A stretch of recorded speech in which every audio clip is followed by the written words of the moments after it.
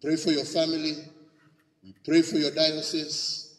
We pray for God's guidance and his hand over you as you execute your new responsibilities.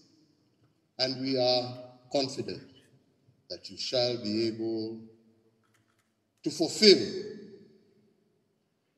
that which God has set forth for you.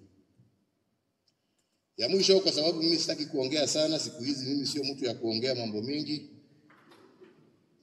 Ni kusema tumesikia homily ya leo, a very powerful homily ambayo tumepewa na Bishop Kamomoe. Ule ambaye ako na masikio amesikia. Ni yangu tu ni kusema hiyo mambo ya maex labda zamani, lakini siku hizi mimi asiniangalie vile alikuwa ananiangalia mimi siko huko. Na hata Kinoti naweza kumtetea, alikuwa jirani wangu. Kama alikuwa anachelewa kufika nyumbani ni kwa sababu tulikuwa kazini, sio mambo mengine. Sijui siku hizi kwa sababu amerudi Meru siwezi kusema, lakini kama ameendelea hivyo, sisi ni watu wazuri, hatuna shida na hiyo maneno. Kazi yetu ni kuombea na kuendelea kuombea taifa letu la Kenya. Lakini pia vile tumesikia,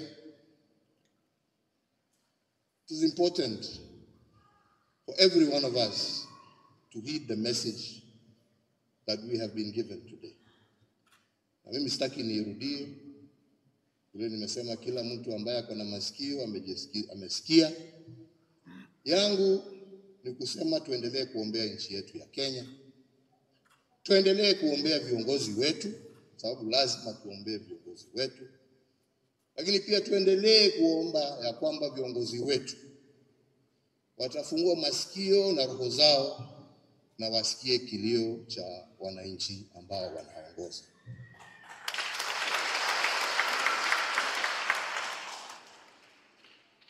Kwa hivyo sisi siku ya leo, my Lord Bishops, and especially our chief guest today,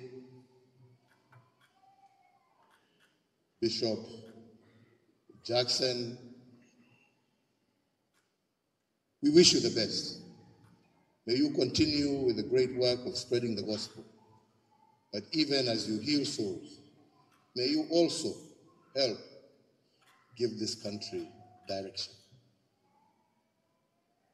You must save souls, but if you have no lives, you will have lost those souls. So we must protect yale ambaye ni ya dunia hii, hata tukilinda maisha ambaye yatakuja. The two go hand in hand. And as I've always said, you as the church have a moral responsibility to ensure that our nation stays on the right path. Kwa hayo machache na mengi nasema Mungu awabariki wenzangu, Mungu awalinde, na tutaendelea kutembea. It will not be the last.